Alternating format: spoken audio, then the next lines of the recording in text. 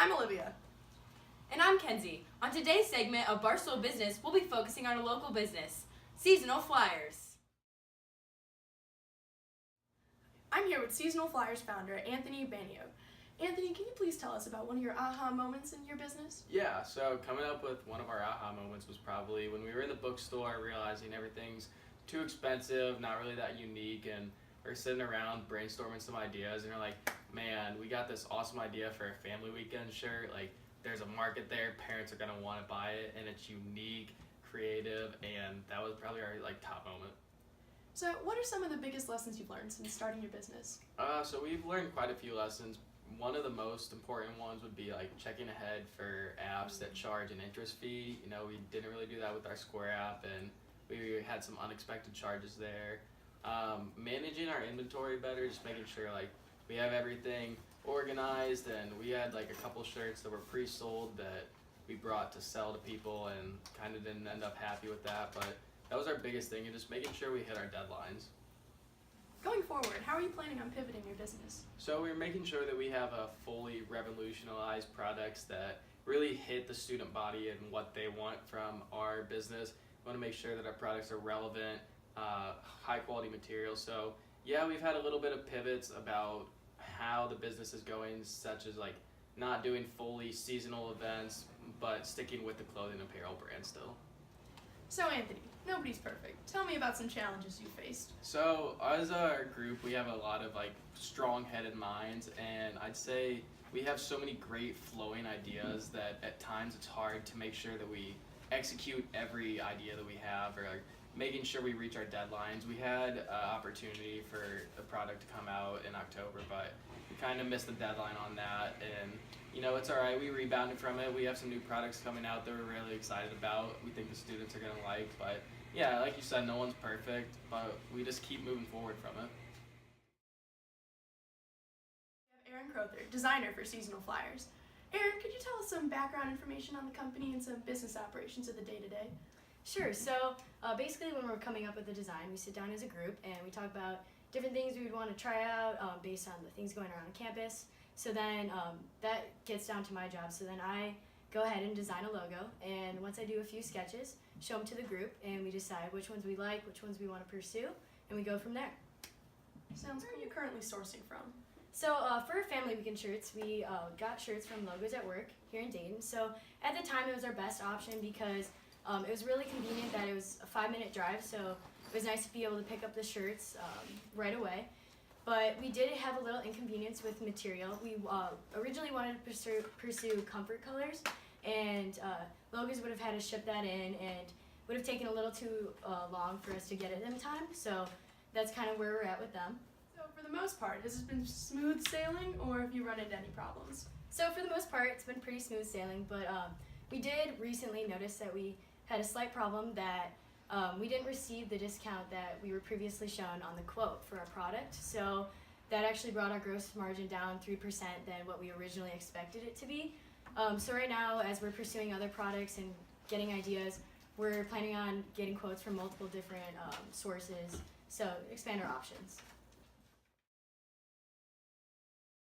So here we have Megan Ragg, marketing manager and sales assistant. So Megan, how have sales been in the past month? So far they've been great. Our only source of revenue so far was our Family Weekend t-shirts, and we completely sold out of those, but now we have new products coming along the way, but we've just been taking it slow and keeping our money. So, have you guys run into any issues with the sales so far? Our biggest issue was with our Family Weekend t-shirts. We found that we sold completely out of our mediums before anything else.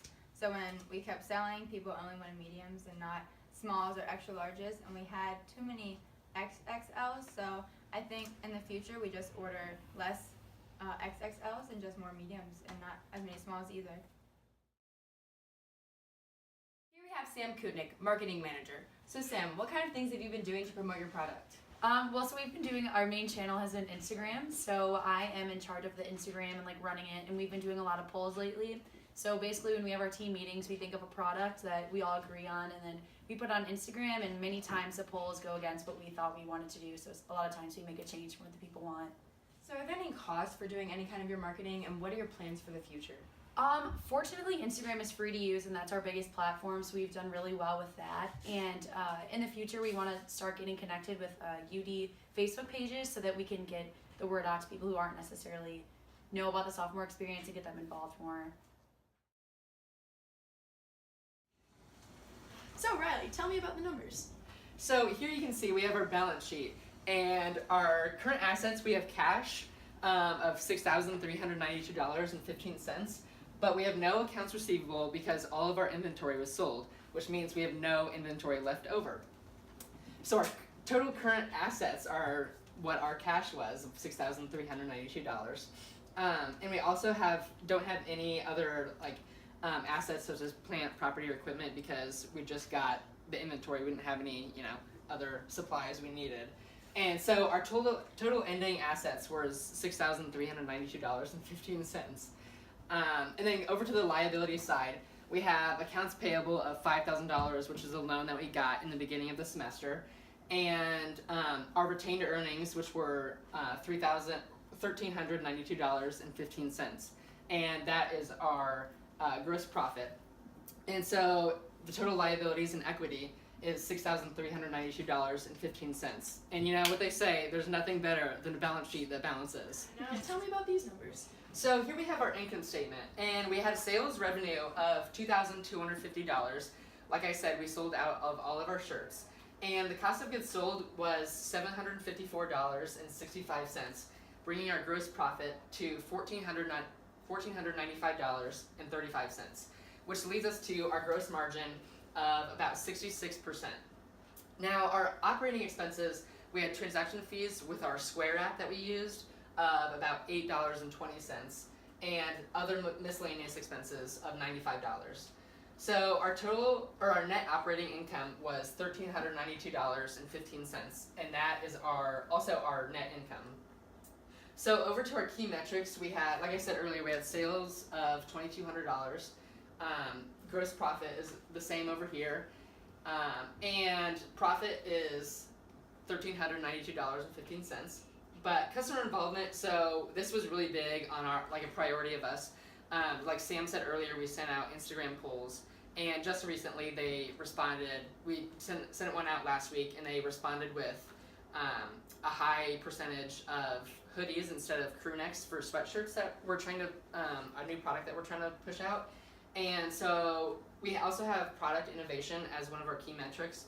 And so like Erin said, she's our designer, and she really brings our ideas to life. So product follow through, we try to really get good companies to help us push our products into the marketplace.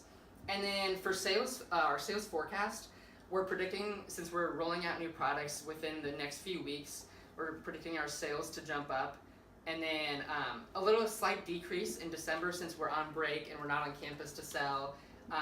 And since we're here half the month, and then half the month in January also, we're predicting about the same sales forecast for those 2 months. But then once we roll out new products in the springtime, those will increase as well within those next months. Cool. Thanks.